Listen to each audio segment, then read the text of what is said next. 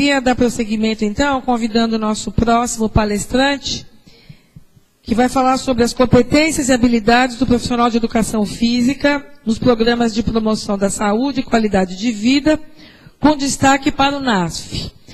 É o professor José Marques Novo Júnior, graduado em Educação Física pela Escola de Educação Física de São Carlos, graduado em Educação Física pela Universidade Federal de São Carlos, mestrado em Bioengenharia na Faculdade de Medicina de Ribeirão Preto, USP, doutorado em Engenharia Biomédica pela Unicamp, pós-doutorado em Engenharia Biomédica pela Unicamp, professor associado do Departamento de Educação Física da Universidade Federal de São Carlos e representante do CONFEF na Câmara Técnica 3 da Comissão Nacional de Residência Multiprofissional. Professor...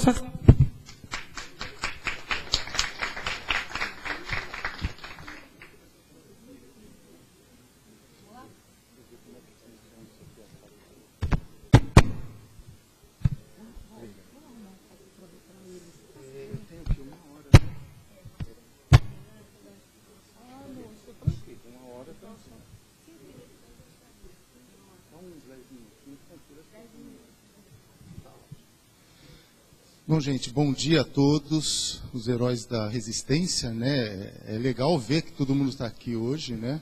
Apesar do cansaço todo, a gente poder estar transmitindo um pouquinho da nossa experiência. E é importante verificar que muita gente que está aí tem muita experiência a ser transmitida. Então, aqui, na realidade, eu sou um veículo, né? De alguma forma, através do convite, que eu agradeço muito poder estar aqui, pelo menos para passar parte dessa minha experiência nessa área.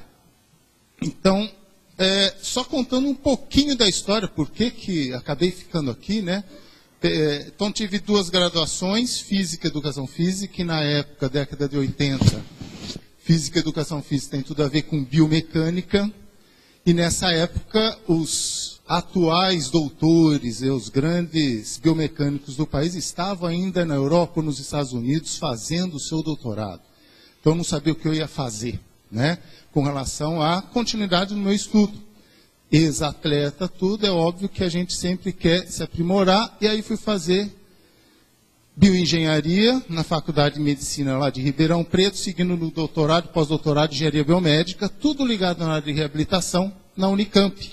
E quem me colocou ali indicando, né, possibilidades reais de continuidade do estudo, sem perder o perfil de formado em educação física, que isso era importante, falou, poxa, você tem que ir para essa área, que ela é multidisciplinar, e evidentemente trabalha com reabilitação, e se você vai mexer com reabilitação, você tem que entender o seu paciente no ambiente da atenção terciária em saúde, porque eu posso ter um atleta hoje saudável, amanhã, como a gente já, do Ronaldinho, quando teve lesão em joelho, a hora que ele entra no hospital, a condição física dele apenas ajuda num processo mais rápido de reabilitação, mas os procedimentos de reabilitação são específicos da necessidade dele num pós-operatório. Então, haveria necessidade de conhecer esse ambiente.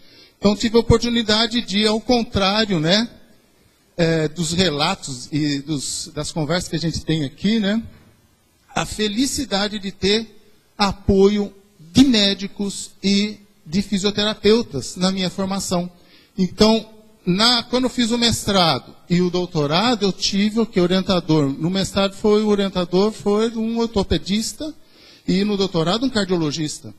E dentro da ortopedia, a gente fazia as visitas, né, rotineiras, né, com os residentes de ortopedia e traumatologia, onde numa das situações, de repente, a gente da educação física, fazendo mestrado em bioengenharia, a gente ficava lá atrás, né, nas visitas aos leitos. E quando tive uma surpresa, que o meu orientador no dia perguntou, e aí, Marques, o que você acha desse paciente? Quando ele for fazer a reconstrução total de quadril, ou seja, reconstruir acetábulo e reconstruir a cabeça do fêmur, e vai pôr uma prótese completa, como que você vai trabalhar esse paciente? Ou seja, ele já não é mais paciente, foi dada alta pela ortopedia, pelo fisioterapeuta, vai cair na minha mão. E uma surpresa enorme. O que eu vou responder? Na hora, eu disse que certamente ele vai poder andar de bicicleta. Porque biomecanicamente ele estaria o quê? Sem impacto na articulação. E foi o que me veio à cabeça. É óbvio que depois, com o transcorrer de uma formação, você sabe que a gente pode fazer muito mais do que isso. Então, aqui eu tive a felicidade, de fato, de ter o profissional, o médico, atuando no auxílio da formação de todos esses mestrandos. Bom, a minha história é o seguinte, eu fiquei um bom tempo em Juiz de Fora, na Federal de Juiz de Fora, e o ano passado, faz uns 10 meses, fui para a Federal de São Carlos. E muita coisa que eu faço hoje na Universidade Federal de São Carlos, só para vocês terem uma ideia, é avaliação muscular quantitativa, a parte de avaliação da força muscular e avaliação do desempenho de atletas com deficiência. Um contraponto aí ao que o professor Rodrigo faz com a parte de genômica, que a gente vai começar a trabalhar com proteômica, que é a identificação de características neuromusculares, e principalmente das proteínas inseridas dentro do músculo esquelético, que fazem a contração muscular. Esse é o meu perfil, mas por que eu estou aqui? Então, tem uma parte de extensão que eu mexo com a parte de inovação, empreendedorismo e desenvolvimento de produtos, que isso é imprescindível, ação da educação física. E um projeto que iniciei em Juiz de Fora, por quase 10 anos, e pela minha formação vocês veem, né, que eu não tinha inserção na rede pública de saúde. Eu sequer sabia o que era Sistema Único de Saúde. Imagine falar de princípios norteadores do SUS. Não tinha noção do que era isso, dada a minha formação. E aí o que aconteceu? Em Juiz de Fora eu tive a oportunidade de fazer um programa de caminhada orientada, se não me engano, até o site está no ar ali, erroneamente ainda com o meu nome, né? Mas parece que eles continuaram com o projeto de caminhada orientada. Fico feliz de saber que tem gente fazendo essas ações, que a gente não tinha contato, mas imagino que no país afora tem muita gente fazendo isso. E lá tem alguns artigos lá que falam de procedimentos, metodologia, como fazer acolhimento, triagem, como integrar a ação dos acadêmicos em nível multiprofissional já, no caso aí multidisciplinar, obviamente a ação dos professores, né, da fisioterapia, orienta os bolsistas de fisioterapia. Então tinha ali bolsista da comunicação, que fazia jornalismo, responsável pelo site, de traduzir para o leigo, para o público que acessa o site, os conhecimentos nossos em termos de qualidade de vida, fisiologia do exercício, etc, etc. Então, uma bolsista da comunicação, orientada por um professor da comunicação. Da fisioterapia, por um profissional, um professor da fisioterapia. Da educação física, que era eu e mais outros 2 colegas da própria Faculdade de Educação Física, do serviço social, da enfermagem e assim sucessivamente, da medicina, etc. E detalhe, mesmo nesse projeto aqui, onde eu mais recebi apoio foi do médico do Serviço Público de Saúde. Impressionante. Quem realmente abraça a concepção do Serviço Público de Saúde, ele está pronto para oferecer ajuda.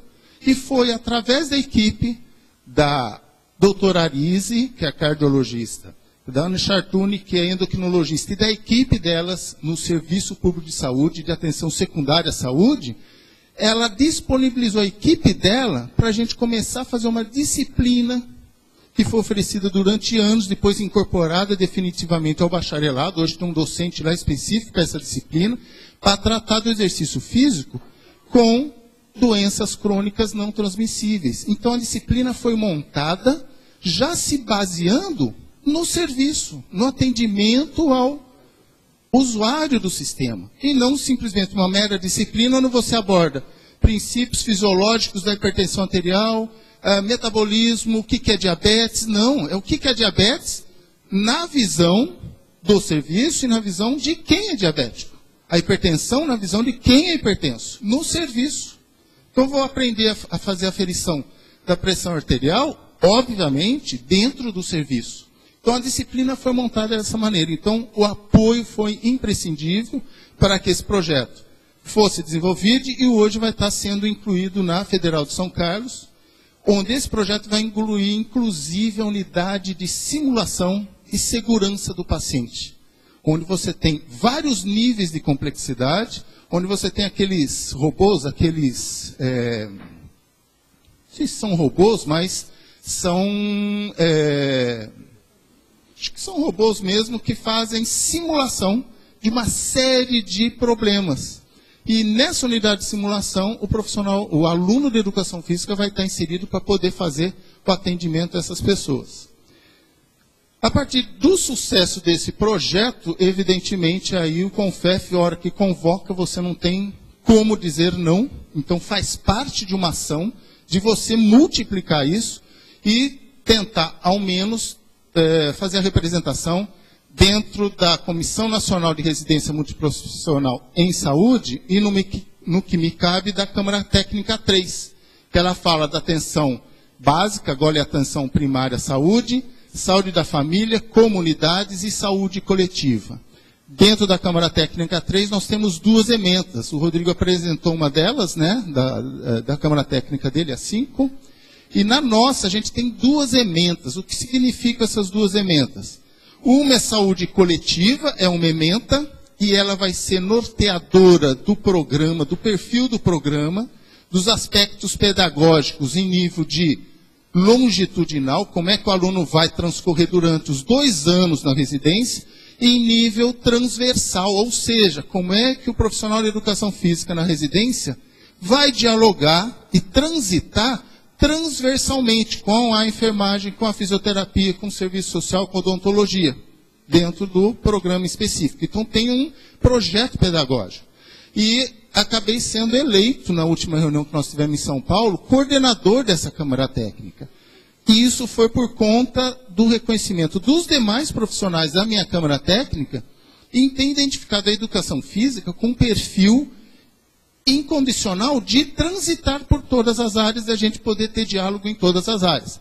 É uma responsabilidade enorme, como o Rodrigo até falou, a gente avalia o projeto em nível pedagógico, avaliando o currículo de cada envolvido e dos objetivos intrínsecos para serviço e dos objetivos específicos para o egresso de residência.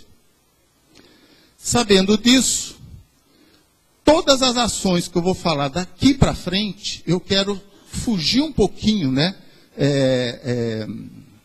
dos conceitos. A ideia aqui é me afastar daquela aula tradicional que eu daria na academia, na universidade. Que palestra ou aula de professor é muito chato. E hoje, o último dia do seminário.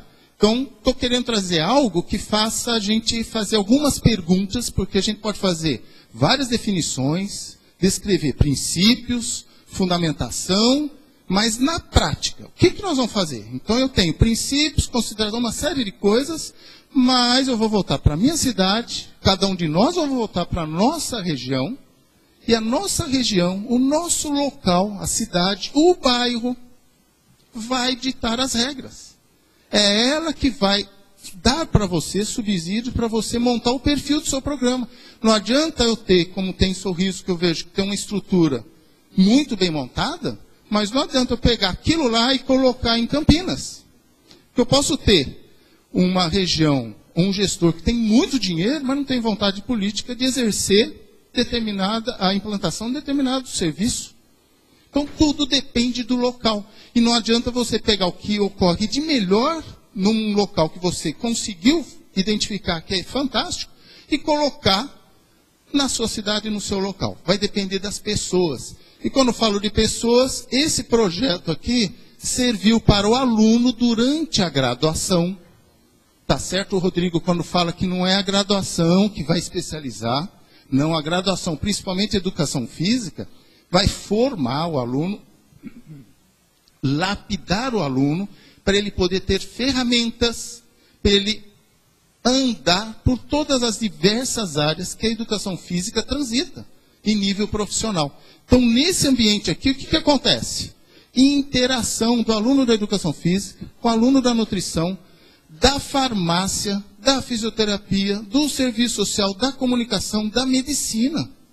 E como é que se monta isso? Tem procedimentos, todos baseados em consensos médicos, nacionais e internacionais, diretrizes da Sociedade Brasileira de Hipertensão, que todos têm que saber.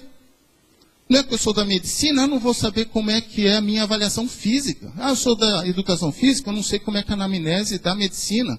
Sou da nutrição, eu também posso fazer dobra cutânea e outras medidas. Ah, então isso daí é da educação física, não sei o que faço. Ah, eu sou da educação física, não vou fazer pelo menos o perfil nutricional, os inquéritos alimentares. Ah, sou do serviço social, eu tenho que saber como é que foi o inquérito alimentar. E etc, etc, etc. Então tem que ter essa interdisciplinaridade e a multidisciplinaridade já no ambiente da graduação. Isso, sem dúvida nenhuma, possibilita a preparação adequada do acadêmico de educação física quando ele for desejar fazer as suas especializações ou a residência. Tá? Bom, inicialmente, em 97 a gente já foi considerada equipe profissional da saúde, apesar de, em nível de CNPq e CAPES, a educação física, né, em nível de pesquisa, já estava na área da saúde, porém, enquanto profissional, só a partir de 97, e mais recentemente a criação dos NASFs, em 2008. Então, de alguma forma, a gente está sendo vislumbrado em uma série de portarias, uma série de resoluções, tanto do nosso conselho como do próprio Ministério. Outra coisa que é importante, à noite, acho que nessa mesma sala, vou dar continuidade a uma série de apresentações, porque é o Encontro Internacional de Estudantes. Então, tem uma série de abordagens que se complementam a essa palestra aqui. E vice-versa, tá? Só não dá para abordar tudo numa única palestra. Sim, à noite, por isso que eu estou falando, ela já teve uma outra modificação. Isso eu estou dizendo considerações iniciais, exatamente. Isso.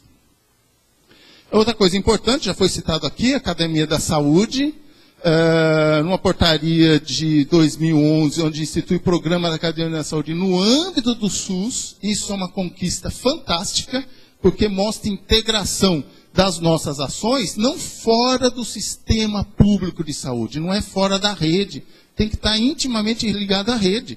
Estar ligado na rede, como a professora Maica falou, significa que cada ação que eu tiver, ela tem que ser registrada e de alguma forma incluída no sistema, senão não tem como a gente fazer a avaliação. A palestra de hoje à noite também vai falar como é que eu avalio, quais são as ferramentas de avaliação. Tanto da evolução daquilo que você está fazendo com o indivíduo, se ele vai até modificar a dosagem de medicamento, ou deixar de tomar algum medicamento, ou das suas condutas. Se você vai ter que reorganizar como é que você está planejando as suas atividades. E detalhe, preservando a individualidade biológica. Não importa se você tem um aluno, o aluno aqui entenda-se que é o paciente, tá? É difícil falar o nosso aluno como paciente, né? A gente cuida da saúde e não da doença. Então, o aluno, se eu tenho um aluno ou 100 alunos, eu vou ter que ter individualidade preservada. Aqui a portaria 2011, onde a gente tem, de alguma forma, uma série de objetivos específicos. Quando eu mostro essas portarias, tem que se ter o hábito de entrar lá no Ministério da Saúde, entrar no Ministério da Educação e começar a ler isso. Só uma coisinha que eu esqueci no início lá da Comissão Nacional de Residência, se vocês digitarem lá, não tem o www, é http://cnrms.mec.gov.br. Está lá, legislações, ninguém lê isso. É extremamente importante. Tem que ir lá digitar e entrar e ler as legislações e ver como é que eles estão querendo que o nosso profissional adentre a residência multiprofissional. Então está lá, promover a convergência de projetos ou programas no âmbito da saúde, educação, cultura, aumentar o nível de atividade física da população. Então, existem algumas palavrinhas-chave, né, nessas leis e resoluções que a gente se vê refletido ali. Uma vez estando ali, significa que é uma conquista? Sim, mas é uma responsabilidade que nós temos perante a sociedade. Porque a partir do momento que eu tenho uma lei, uma portaria já instalada, eu tenho que ter competência para poder estar à frente dessas ações. Houve um debate no Ministério da Saúde, ao longo de 1 ou 2 anos aí, para aprimorar a Política Nacional de Atenção Básica. Essa discussão se baseou nos NAFs atuais, que são em torno de 870, 880 hoje, onde eu tenho evolução, olha só, do número de municípios com NASFs implantados até fevereiro de 2011. Então, ó, 870 ou 880 nesse tempinho aí depois desse estudo. Olha só como aumentou de 2008 para cá. Número de núcleos de apoio da família implantados. Então, olha o quanto foram implantados até fevereiro de 2011. O que significa isso? Que dentro das linhas gerais da nova portaria existe uma série de princípios. Fortalecer a gestão em todos os níveis. Porque às vezes a gente reclama, não tem dinheiro, às vezes tem dinheiro, o problema é a má gestão. Seja a gestão de recursos, seja a gestão de pessoas. Eu acho que o mais difícil é a gestão de pessoas. Tá? Fortalecimento de controle social, participação da sociedade. Ela tem que entender que democracia é ótimo, todo mundo quer, mas cansa, dá trabalho e você tem que ser proativo. Ações intersetoriais, atenção integral à saúde, renovação da rede física. É evidente que tem ambientes que estejam deploráveis, então em infraestrutura é necessário um reinvestimento ali. Reinvestir dinheiro público vai fazer com que a comunidade mantenha aquele patrimônio. Então, essa é a questão da educação, né? Ampliação do acesso, não é só acesso físico, uma das coisas hoje no meu projeto. Fala da inclusão social do deficiente físico. O pessoal já pensa em rampa direto. Como é que você faz? Por isso que eu estou entrando na avaliação do deficiente físico. Tem exemplo de nadadores que não tem antebraço e não tem perna.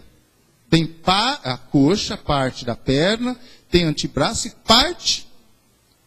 Tem braço e parte do antebraço. E são exímios nadadores, para-atletas. Como é que você avalia esse sujeito? Clínico, cardiologicamente falando, eu não posso colocá-lo numa cadeira de rodas, porque ele não faz autopropulsão. Não posso colocar numa esteira, não posso... Mas ele, como cidadão, não como para-atleta, ele teria que ter o quê? Direito ao acesso à avaliação clínico-cardiológica, avaliação física, etc. Como é que eu faço isso? Tá? A Europa não entende como é que o Brasil, como potência paralímpica, não tem esses procedimentos. A gente fica vinculado a algumas ações particulares, né? Uberlândia, o Marco Túlio na Unifesp, e agora com o Marco Túlio e a ajuda da medicina de Ribeirão Preto, colocar na UFSCar também. Qualificação da atenção à saúde, articulação com a Academia da Saúde, isso é imprescindível, isso está lá na resolução, e publicação da nova portaria que ocorreu recentemente, que é essa aqui. Então, 21 de outubro de 2011, onde, olha, os NASFs devem utilizar a Academia da Saúde. Se eu abro um NASF, o gestor público obrigatoriamente tem que fazer o quê? Instalar a Academia da Saúde. Não porque tem que colocar numa praça para depois ele fotografar, sair no jornal por outros objetivos. Não, porque é imprescindível. Eu não posso ter uma estrutura sem ter o ferramental. Eu não posso ter uma estrutura com um profissional de educação física e não ter onde ele trabalhar. Ele usa essas ferramentas. Tá? E outra, o profissional, a última frase ali, o laser aqui está um pouquinho fraco, esse profissional deve ter formação compatível. Então é óbvio que a formação compatível do profissional de educação física para atuar nessa área, ele tem que entender de saúde coletiva, ele tem que entender o que é SUS, ele tem que saber o que é uma rede pública de saúde, o que é trabalhar em rede, o que é referência, contra-referência, sim, além dos estudos de biomecânica, fisiologia, metabolismo, síndrome plurimetabólica, etc, etc. Mas isso a gente carrega desde a nossa formação inicial, sem esquecer que a gente usa jogos, parte de lazer, recreação, etc, etc, que a gente pode colocar lá. Todo o ferramental nós temos, as outras profissões não têm. Então a gente só precisa do quê? De adaptar. Uma das questões que o estudante fala, poxa, eu vou atuar com hipertenso, diabetes, o que eu tenho que estudar? Eu falei, primeiro você tem que ser da educação física. Estudar tudo que tem lá na graduação. Depois, ter o ombro amigo, a empatia de acolher o paciente. Porque se eu for pelo manual, vou ter que treinar o diabético todo dia, o obeso todo dia. E quem lida com o obeso gosta de falar muito. Às vezes é aquilo que ele precisa de você na hora, e não de um treinamento, porque está no manual. É mais fácil você abaixar o estresse num bate-papo, do que naquele dia, mas você tem que caminhar meia hora hoje. Vamos lá, medir frequência cardíaca, pressão arterial, não. Naquele momento eu tenho que ter a sensibilidade de acolhê-lo. Tá? E a portaria continua, e detalhe, a educação física aí de novo. Tem um programa Saúde na Escola, onde a gente originalmente sempre é visto na escola, então a nossa interação na escola, merenda saudável, etc., nós estamos incluídos ali. Então a saúde começa no ambiente escolar. É uma integração bem horizontalizada. Promoção de práticas corporais e atividades físicas, bem genérico, mas isso é a nossa cara. E aqui, ambiente dos NAFs, isso aqui eu faço um contraponto, isso aqui é a ementa da minha Câmara Técnica. Por que eu faço um contraponto NASF com residência? O maior problema, alguém questionar, por que só 13 ou 18, né, Rodrigo, de bolsistas de educação física? Por que não mais? A enfermagem está lá com 200 e tantos bolsistas. Tudo depende do programa, se ele vai contemplar ou não a residência na área da educação física. Então, para isso, ele tem que ter uma instituição formadora, que são os doutores, etc., uma instituição de ensino superior, aliado ao serviço da Secretaria Pública, a Unidade Básica de Saúde, enfim. Só que lá no serviço eu vou ter que ter a preceptoria, porque eu tenho um orientador da instituição formadora. Lá no serviço, eu tenho que ter um profissional de educação física. Se eu não tiver, não adianta eu querer montar uma residência multiprofissional colocando educação física, que não vai ser aprovada, porque eu não tenho a preceptoria. Eu não tenho profissional concursado ou contratado, registrado no nosso conselho para atuar ali, para receber o residente. Do contrário, ele é impedido de montar a residência na educação física. Tá? Então, atenção primária à saúde, então, essa é a ementa. Então, a residência nesse perfil tem que contemplar essa ementa. E o NASF é importante justamente porque o NASF pode garantir a preceptoria. Então, integra-se ao NASF, imaginem vocês, a academia. A gente tira a universidade do Monte Olimpo, né? Os doutores, e quem está no SUS ou saúde coletiva, geralmente tem uma postura de não ficar, né, na posição de ter título, eu sou doutor, conhecedor de tudo. Não, ele realmente desce e disponibiliza o seu conhecimento. Então, isso é importante. Oi? Pois é. Doutorite é complicado mesmo, tem razão. Mas tem gente que tem humildade científica, né, que eu acho que isso é imprescindível, né? O ser doutor é saber aprender e escutar, né? Mas tem gente que, infelizmente, tem um perfil pejorativo. E aqui da saúde coletiva, nós separamos por entendemos saúde coletiva uma vertente diferente. Hoje nós temos egressos de graduação em educação física já fazendo pós-graduação em nível de lato sensu e estrito sensu mestrado em saúde coletiva. E isso é fantástico, porque ele vai sair de lá com uma formação imprescindível para os NASFs e assim para a residência. E aí o tema da palestra, né, habilidades e competências, vocês vão ver que eu vou passar rapidinho uma série de coisas, e eu vou dizer por quê para vocês, tá? Mas, aqui, pouquinha coisa daquilo que vocês têm que ler. De noite já dá para perceber, tem muito mais coisas que a gente tem que ler e saber, que é aquilo que não se ensina, mas que a gente tem que aprender. Ou seja, tem que visitar site do conselho que a gente tem um respaldo, então não adianta eu vir aqui não ter lido ética e bioética na preparação e intervenção do profissional de educação física. A gente fica sabendo pelos jornais do ato médico, né? Tá tudo. Mas o nosso. Eu tenho que ler, e o livro, muito bem colocado aqui, no Marcelo, né? Como ela tem que ter lido isso. Se eu não me engano, está disponível, né? Online. Não tem que ter o livro físico. Eu já tenho que ter lido isso. Está lá as orientações, as diretrizes. Isso é imprescindível. Tá? E aqui as iniciativas, que não só das universidades, mas do próprio conselho, em promover o quê? A formação continuada do nosso profissional de educação física. Isso é imprescindível. Tá? Bom, Então vamos lá. Habilidades e competências. Alguém duvida de alguma delas que é imprescindível? Para qualquer profissional. É óbvio que depois eu vou colocar algumas específicas para a nossa área, para a educação física.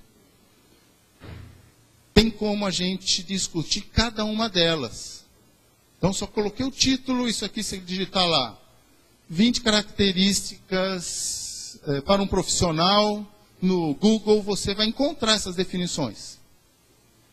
Tá? Mas prestem bem atenção em cada uma delas. Vocês vão ver que tem gente que se vê em todos, tem gente que não tem capacidade criativa. Então, algumas você identifica como sendo capacidades ou mérito ou alguma coisa, característica sua, intrínseca, outros não. Posso passar? Outra, relacionamento interpessoal.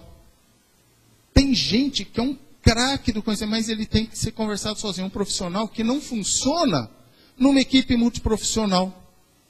Ele não funciona, mas é excelente atuando com aluno. Eu tenho que saber onde colocar esse profissional.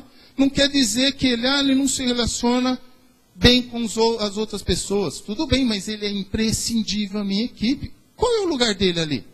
Isso não pode ser um aspecto negativo. Então vocês veem que tem 20 características aqui, que eu podia colocar 30, 40, 50, e nenhum de nós contemplaríamos todas. Então, é muito utópico a gente achar que a equipe multiprofissional é aquele cara que tem todos os conhecimentos, supostamente doutores, ou não necessariamente, e que entenda tudo de tudo. É errado. É a mesma coisa, eu tenho um excelente jogador de voleibol, vou contratar para a minha equipe. Eu falo do voleibol, porque como fui atleta de voleibol, né? E o voleibol não tem erro, não tem jeito de você pegar a bola, driblar, para consertar uma jogada mal feita. No voleibol a bola vem para você e você só tem um toque para você, além de defender, servir, fazer o contra-ataque, etc, etc. Então, imagine vocês um atleta extremamente capaz, de altíssimo nível, onde na equipe ele não rende o que ele renderia. Então, prefiro o quê? Que na equipe multiprofissional eu tenho pessoas cujas características, diferentemente um do outro, possa se encaixar com um objetivo único, que não é a equipe multiprofissional. O que dita a formação da equipe multiprofissional é o nosso aluno. Entenda-se aluno, usuário do SUS, paciente encaminhado pela fisioterapia, recebeu alta não sei aonde, etc, etc. Tá? E aí as 12 características, coloco entre aspas, imprescindíveis ao profissional de educação física. A gente se forma, tem 1, 2, 10, 20 anos de formado, e essas nossas habilidades e competências, elas se aprimoram ao longo do tempo, da nossa experiência profissional. Outras a gente não tinha, adquire com a formação continuada, com as pós-graduações, especializações. Outras que a gente também não tinha, mas a gente adquire no convívio com outros profissionais. Aí vem a humildade científica de reconhecer no outro o que você não sabe e vice-versa. A gente não pode abraçar tudo ao mesmo tempo, tá? Por isso que a gente tem biblioteca, né, para consultar, o conhecimento está lá. É impossível a gente assimilar tudo. Mas existem algumas características que a gente entende que sejam imprescindíveis. Atentem só para a parte amarela. Como a gente está disponibilizando os slides, por isso que eu coloquei o texto. Tá? Raramente eu coloco o texto assim, eu odeio ler texto, porque ninguém lê, eu pelo menos não gosto de falar. Mas pesquisar, conhecer, compreender, analisar, avaliar é inerente. Mais outras. Vir acadêmica e profissionalmente, atuar multi-inter e transdisciplinarmente. Aí vocês vão perguntar, poxa, legal, estou assistindo todas as palestras, todo mundo falando isso. Como eu vou fazer isso? Que é o know-how. Como é que eu faço isso? Tá? Eu vou deixar duas questõezinhas, aquelas duas questõezinhas que vem mais adiante e resolve esse problema. Tá?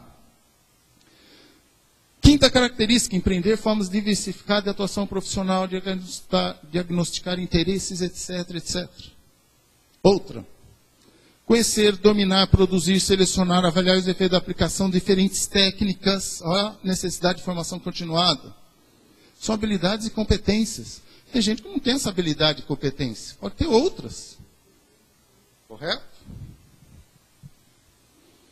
Transformações acadêmico-científicas da educação física, eu tenho que estar ligado à universidade na qual eu me formei. Hoje, pela internet, eu tenho acesso a tudo que está acontecendo. Tem páginas e páginas aí de curso de educação física. Eu sei que está correndo, vai ter seminário disso, palestra daquilo, iniciação científica não sei aonde. Os nossos conselhos, eu acho que raros são aqueles, eu acho que quase nenhum, que não tem informações nas suas respectivas páginas. E a gente tem que ter essa página nos nossos conselhos como favoritos no nosso... isso é imprescindível, tá? No dia a dia. Tem que ser coisa como a gente consulta Google, ou Facebook, ou e-mail, tem que estar lá, tá? É imprescindível. Utilizar recursos de tecnologia de informação e comunicação. Isso é um exemplo do que está acontecendo hoje. O pessoal que está à distância, né? Está vendo online a palestra, podendo se comunicar.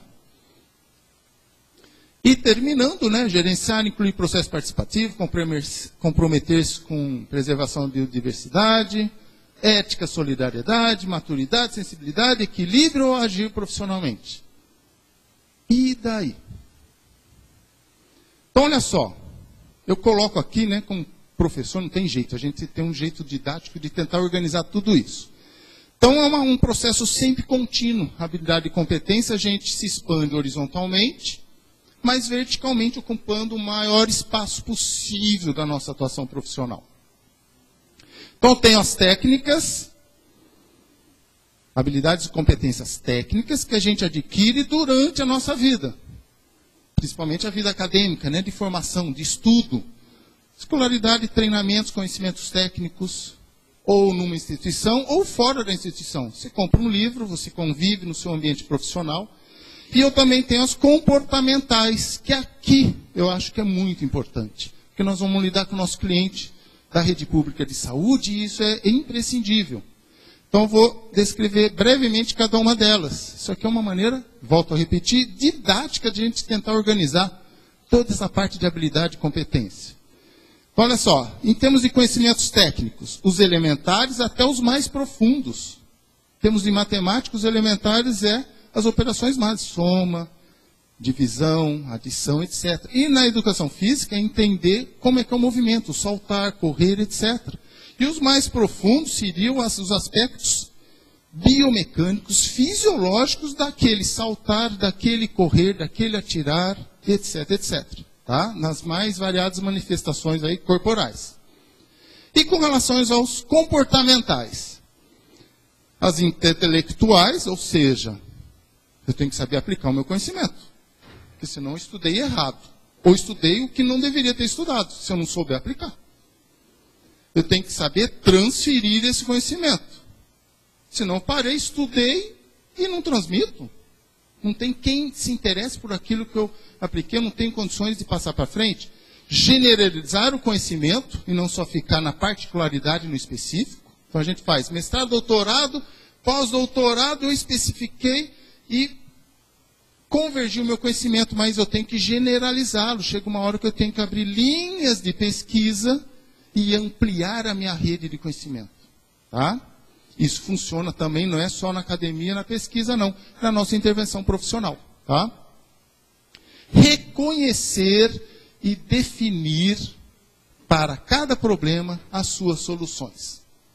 A gente sempre identifica problema e nunca soluciona aquele problema. Quem já não esbarrou num serviço público com uma mesinha de computador, de impressora de computador, que é formulário contínuo, né, que é uma mesinha rasgada no meio, que não se usa mais, porque não tem formulário contínuo, né?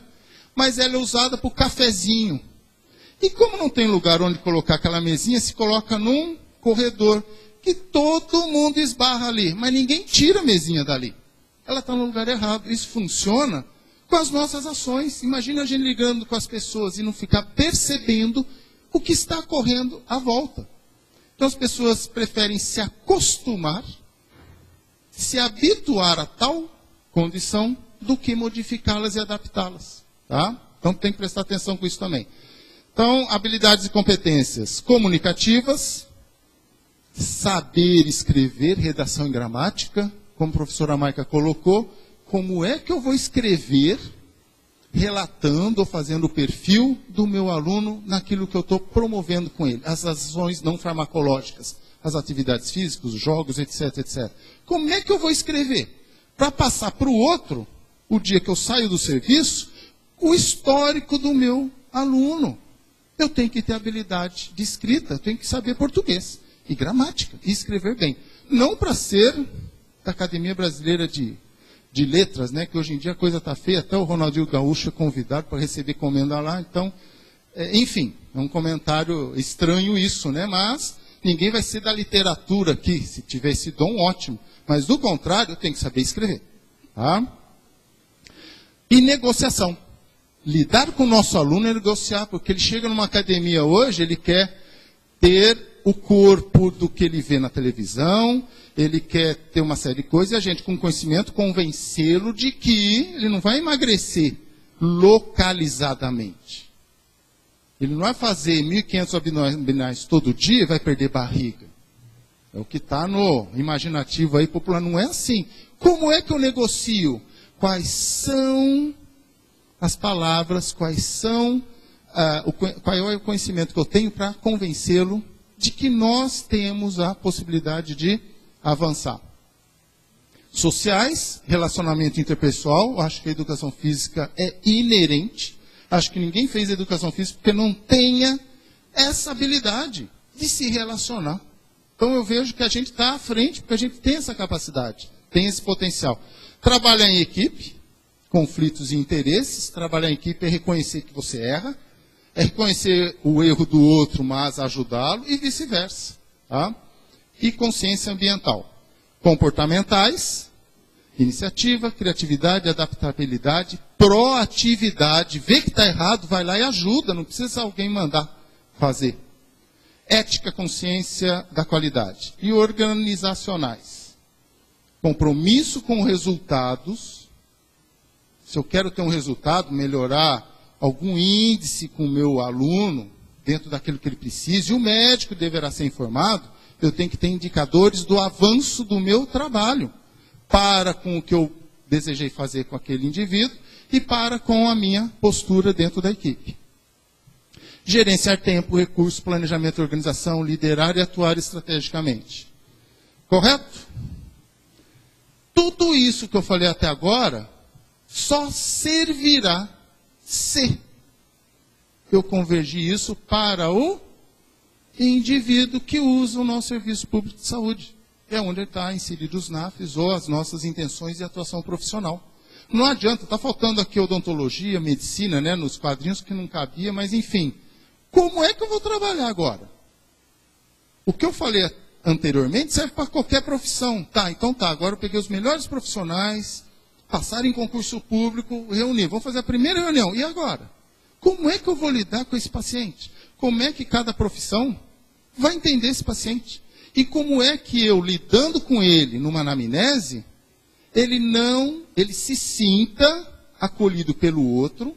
Porque imagina, eu vou para um profissional, assistente social, primeira triagem, faz aquela anamnese inicial, ele vai para o segundo profissional, vamos dizer, psicólogo, pergunta o nome dele de novo, o endereço dele de novo, faz quase as mesmas perguntas de novo, o paciente fala, tudo bem, ele responde, aí ele vai para o outro profissional, lá no ambulatório, pergunta tudo de novo. Poxa, cadê aquela resolutividade, integridade, ou seja, os princípios do SUS, o indivíduo não está sendo reconhecido como João Carlos da Silva, e sim como número de prontuário, então alguma coisa está errada. Então isso tem que se prestar atenção. Como fazer isso? Não é fácil. Qual é a receita? Vocês têm a receita, porque é o ambiente que vai lhe dar as informações devidas. Não adianta eu falar assim, ó, essa é a receita e aplicar. Numa mesma cidade, só que em bairros diferentes. Quando estava em Juiz de Fora, a gente tinha UBSs separado por um vale, porque só morro, né? Minas é assim, né? Então tinha um UBS aqui no morro que tinha infraestrutura, tinha tudo. Iluminação, pavimentação, tinha tudo. Ônibus. Esse aqui, se linha reta, acho que não tinha nem 500 metros. É que, pelo aspecto geográfico, demorava para chegar lá. Desse lado aqui, só porque tinha um riozinho, ou por questões geográficas mesmo, né? Não tinha nada. Nem infraestrutura, não tinha nem saneamento nenhum. e UBSs diferentes. Aquela lá está do lado de uma escola que usa quadro. Essa aqui, nem escola tem. E tem uma UBS lá só medicando, ou vacinação, etc. Como é que eu vou aplicar numa UBS com essas características e ali com a mesma ferramenta, o mesmo modelo? Eu tenho que identificar especificidades. Então vamos lá. É isso que tem que ficar para vocês. Tudo que eu falei antes em termos de habilidade e competências tem que ser resumido a isso, porque ninguém contesta aquilo que a gente viu anteriormente. Mas qual é o ambiente e quem você é? Onde você está e quem você é? Isso são perguntas definidoras de quaisquer ações, de quaisquer profissionais na saúde. Porque eu tenho que preservar atenção integral à saúde, atendimento ao indivíduo, ao cidadão. Eu não posso pensar na doença. Hipertensão, então vão lá, alguém lá da nefrologia, se tiver uma doença renal crônica, cardiologista, etc. E de repente, poxa, tem que mandar para endocrinologista. Ele vai no outro dia, no outro consulta. A diabetes, poxa, mas o metabolismo não é um só? O organismo não é um só. Se eu mexer em alguma coisinha por conta da hipertensão, dependendo do princípio ativo de medicamento, etc., eu vou mexer em outra coisa. E assim sucessivamente. Foi em todos os profissionais. Esqueceu de ir no nutricionista. Talvez o problema dele não era medicação, e sim hábitos saudáveis de alimentação. Tá? Então vamos lá. Onde você está?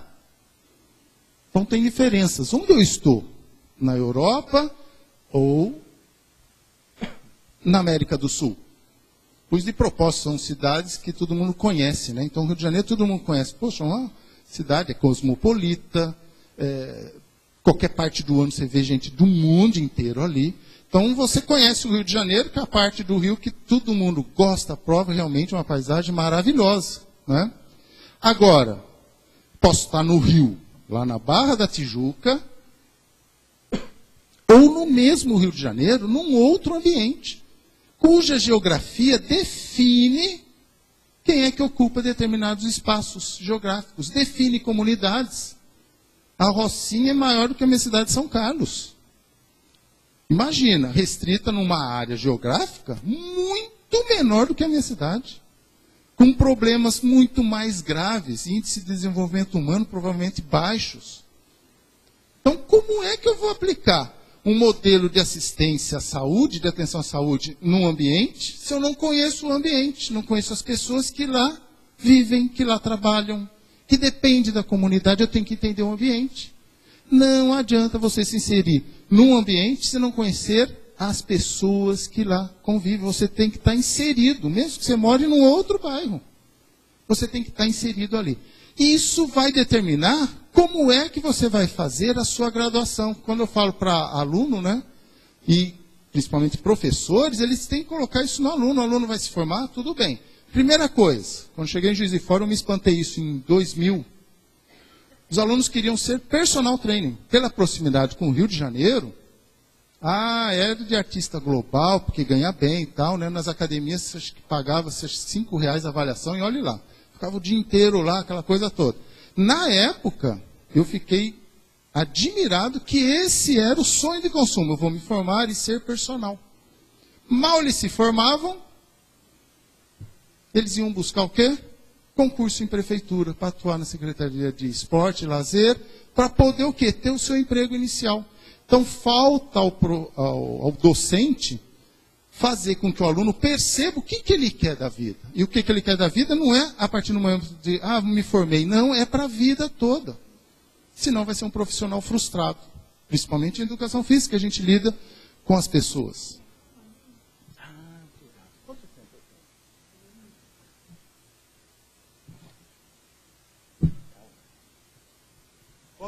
Quando eu coloco isso, né, para saber quem você é, quando você faz essa pergunta, porque a gente sempre se espelha em pessoas que têm um sucesso. Mas ninguém sabe que Luísa Brunet um dia foi babá ou empregada doméstica. Ninguém sabe que um dia algumas pessoas tiveram uma ideia e de alguma forma modificaram o modo de ser das pessoas do planeta todo. E quando eu coloco aqui o pipoqueiro, ninguém fala, eu me formei, agora eu vou usar terno e gravata e menos do que 30 salários mínimos eu não vou trabalhar. Não é assim. Um pipoqueiro, se bobear, ele é mais empreendedor do que qualquer outro profissional. Porque se ele não for atento à legislação da cidade dele, ele não vai perceber que, às vezes, a vigilância sanitária vai impedir de que se venda pipoca na rua. Por questão de saúde. Aí ele investe no carrinho e tal, quando vai ver de um mês depois que ele está na rua, não pode, porque o óleo não é processado, ou não tem uma higiene, não pode ter. Carrinho de pipoca na rua foi um investimento que não teve estudo anterior. Tá? Então você tem que perceber isso. Então, para você ter sucesso, você tem que saber o que você está fazendo hoje. E quem nós somos, a resposta ou a pergunta é mais introspectiva, mas o que nos define são onde nós estamos. É a família que nos define, são as nossas relações que nos definem. Porque a hora que eu chegar numa equipe multiprofissional, o meu eu tem que estar permeado de todas as pessoas e convívios das quais eu construí durante a minha vida. Veja só, se eu estou numa estrutura, quando falo hierarquia aqui, centralizada, significa o quê? Eu não estou considerando o indivíduo, eu estou considerando a saúde, estou considerando o problema, a patologia e não o cidadão. Quando é centralizada, todas as ações dos demais profissionais ficam inibidas. Eu sempre tenho que recorrer a alguém, ao chefe, ao do serviço, ao coordenador, não posso fazer isso agora, não tem autonomia. Então imagine vocês, se nós somos indivíduos cujas relações nos definem, imagine numa hierarquia onde eu possa ter condição de descentralizar o cuidado. Porque hoje a definição, a palavra correta é cuidado. Cuidado do idoso. Não é o idoso com hipertensão, ou o idoso com osteoartrite. Não, é o cuidado. Tá? E quando eu falo de cuidado, o que define a minha relação, ou melhor, a hierarquia da minha equipe, é o meu aluno. E as minhas relações com os outros profissionais. As minhas relações extraprofissionais, pessoais, e as relações dentro da equipe multiprofissional. Então aqui eu não identifico ninguém que é mais ou menos dentro da equipe. O usuário do sistema, o nosso aluno, se vê respeitado pela equipe. Todo mundo sabe quem é aquela pessoa que está sendo cuidada. Quando eu falo de equipe multiprofissional, não é isso que a gente quer. Porque cada um pode ouvir uma coisa e cada um tem um diagnóstico. E imagine vocês ali, naquele leito.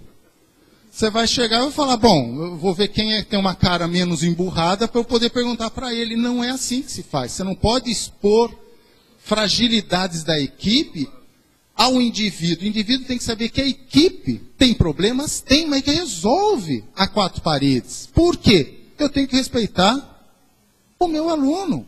Ele tem que ser entendido. Imagina eu chegar para um não saber quem é ele.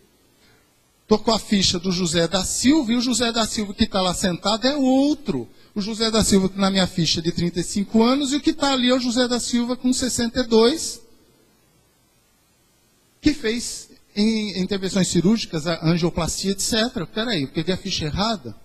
Então isso é uma ação descentralizada, uma hierarquia descentralizada. Então, concluindo, 3 fases da aquisição do conhecimento. Então eu estou tentando identificar quem eu sou, tá? E o ambiente que eu estou. Mesmo assim, você como profissional tem conhecimento. Então, olha só. A gente sempre adquire conhecimento o tempo todo. Aqui, eu estou na posição de alguma forma, passar um pouco do que eu sei. Cada um de vocês está aprendendo diferentemente. Aí nas conversinhas de corredor, no almoço e tal, cada um de vocês dá uma perspectiva. Puxa, eu não tinha pensado nisso. Posso até dizer que eu posso ter falado algo errado, porque você entendeu diferente daquilo que eu imaginava que você fosse entender. Então também vou estar aprendendo. Então, a aquisição do conhecimento ele é contínuo e sempre para mais. E demora tempo, demora dedicação. Tem gente que está aqui, tudo bem, numa cidade ótima, maravilhosa, mas está aqui. Não é perda de tempo, é investimento. Então tem gente que se recusa a entrar numa sala de aula. Isso eu sempre falo para aluno, né? Espero que à tarde eu tenha bastante aluno na palestra. Não porque para me ouvir, não, porque eles têm que ouvir e adquirir conhecimento. Até perceber que o que eu estou falando não é o correto para ele. Ótimo, ele vai buscar outras fontes para a formação dele. Então, num primeiro momento, você aprende, só que esse aprendizado tem uma limitação. Não digo limitação de cada um de nós, não. É limitação daquilo que você está investindo no seu aprendizado. Mesmo com a sua formação, tempo de formado, a faculdade onde você fez, a cidade, etc., etc., você tem esse limite. Como é que você amplia esse conhecimento? Vocês sabem dizer? Você não vai voltar para a faculdade agora e fazer o curso de novo. Você está comentando com os colegas aí, meu curso de licenciatura é de 3 anos. A hora que eu olho o histórico do meu curso de licenciatura, eu olho aquilo e falei, gente, isso aqui eu faria em 1 ano. No perfil atual hoje que a gente tem das coordenações de curso. Então, se eu for querer aprender e avançar e não ficar naquele patamar ali, eu não vou voltar para a escola de novo. Como é que a gente faz isso? Aplicando o conhecimento. Quando eu aplico o conhecimento, eu tenho interação com outro profissional. Eu tenho retorno de como o meu aluno na academia, como o meu aluno na rede pública de saúde está percebendo aquilo. Opa, o problema que surgiu durante a aplicação do meu conhecimento vai gerar alguma necessidade de informação. Vou ter que ir na internet, na biblioteca e reler. Poxa, não estou sabendo o que é direito e hipertensão. Quais são as diretrizes? Opa, mudou alguma coisa em termos de pressão arterial sistólica, diastólica. Eu tenho que identificar o que é que está rolando aí em termos de conhecimento científico. A partir do momento que eu aplico, eu consigo o quê? Aumentar o nível de conhecimento que eu adquiro. Mesmo assim, eu entro numa estabilidade. Como é que eu avanço no conhecimento? Alguém aqui falou em algum momento, não sei se hoje ou ontem, compartilhar conhecimento. Se você se fechar para si o que você aprendeu e não compartilhar, você não consegue avançar. Isso é importantíssimo, tá? Então, compartilhe conhecimento sempre. E sempre quando eu falo com meus alunos, acho que isso serve para a gente, porque a hora que eu leio esse slide aqui, né? Eu falo a síndrome do empregado. Acho que é o último, se eu não me engano. O pessoal aqui já está me segurando, né? O que precisa? Entrei no concurso público tal, e agora tenho o meu salário todo início do mês certinho, mas eu não posso ter essas características. Tudo que foi para trás é o que é de bom. O que é negativo eu mostro aqui, né? Primeira. Gente, é horrível você esperar alguém falar para fazer o que você tem que fazer. Você não pode depender, você está lá, você sabe qual é a sua ética, quais são as ferramentas. Você tem que fazer, não pode esperar outro para fazer. É de sua responsabilidade e outro. Se for fazer mais do que precisa. Senão não se avança. Senão você não compartilha conhecimento e você não cresce em termos de conhecimento. Segundo ponto. Sempre alguém tem que ficar supervisionando você. Por que você não pode ser controlador da qualidade do serviço que você presta? Você mesmo. Eu acho que isso dá um sentido muito melhor para a vida da gente profissional e nos deixa satisfeitos, alegres, felizes na nossa vida profissional, sem dúvida nenhuma. Eu só vou em palestra, em curso que me interessa da minha área. Nossa, isso é um ledo engano. Tem hora que é preferível numa área que não tem nada a ver com a sua. Lá você vai ter o quê? O insight, o pulo do gato, porque você precisava. Às vezes até de outra área, hein? Vai assistir uma palestra de didática no ensino da engenharia. Você vai aprender muita coisa lá, porque hoje, quem mexe com tornearia mecânica, já não é mecânica, é computadorizada. E os tornos que existem aí são informatizados, são importados, manual em inglês, operação tudo em inglês. Como é que é a didática do profissional de engenharia para transmitir para o torneiro mecânico como é que ele deve operar a máquina? Quais são as estratégias, métodos para ele ensinar? Postura pedagógica, a gente já tem um perfil, só preciso das técnicas. Então, preciso estar atento a outros ambientes para poder aprender. Não buscar conhecer como funciona a saúde pública. Tem que saber como é que funciona a saúde pública. Entre no site, no Ministério, e identifica lá as leis. O que são os princípios? Leia. Foi isso que eu fiz durante a minha coordenação do projeto de extensão de caminhada orientada. Apegar-se apenas com o que existe e não com o que não existe é aquilo que a gente aprende coisas que não se ensinam na escola, ou na academia, ou na universidade, melhor dizendo. Então você tem que apegar com o que não existe. Só porque está no manual, vou aplicar aquilo, não percebe como é que está o seu aluno durante as suas aulas. Não sabe identificar e aproveitar oportunidades. Então, no momento da sua intervenção, há uma oportunidade tal de você propor uma nova metodologia. É oportunidade única. A oportunidade, ela vem e some, vai cair na mão de outra pessoa. Se você não agarrá-la, agora, para agarrar, você tem que ter o quê? Aprendizado, conhecimento, etc. E transmissão de conhecimento, senão você não identifica a oportunidade. Ela passa por você, você não vê o outro lá na frente. Pô, essa ideia é fantástica, por que não ocorreu para mim antes? Você não compartilhou o seu conhecimento, não sabia o grau de seu conhecimento onde estava. Outro aspecto negativo, não ser agente de inovações e não mudar a si mesmo. Poxa, eu era um dos... eu ficava assim, reticente com relação à educação à distância. Quando eu mexi com o EAD lá em Juiz de Fora, achei uma tecnologia fantástica. E quem se envolve à distância realmente dá retorno daquela questão que você colocou na internet. E você nem conhece a pessoa, mal vê a fotinho dela lá no Moodle, no sisteminha. Mas o retorno é fantástico. E detalhe, vem a centenas, porque os cursos abrangem vários polos. Então é uma inovação que eu tenho que estar atento. É onde eu posso colher conhecimento. Porque eu compartilhei, alguém chegou lá e passou o que ele sabe daquilo que eu compartilhei. Tem gente que faz mais do que aprende, ou seja, faz algo que não conhece, não sabe, e para não ficar por baixo, vai lá e faz. Tem medo de dizer que não sabe. Não, eu não sei. Vou me preparar melhor. Tá? E depois eu vou fazer. Pode contar comigo na equipe. Então tá bom, vou aprender a fazer. Tá? E medo de errar. Falo para os meus alunos, na graduação a gente tem todo o direito de errar porque a gente está aprendendo. Mas quando eu estou lidando com a pessoa, no atendimento, eu tenho que ter resolutividade. Resolver o problema dela. Tenho que acolhê-la e resolver.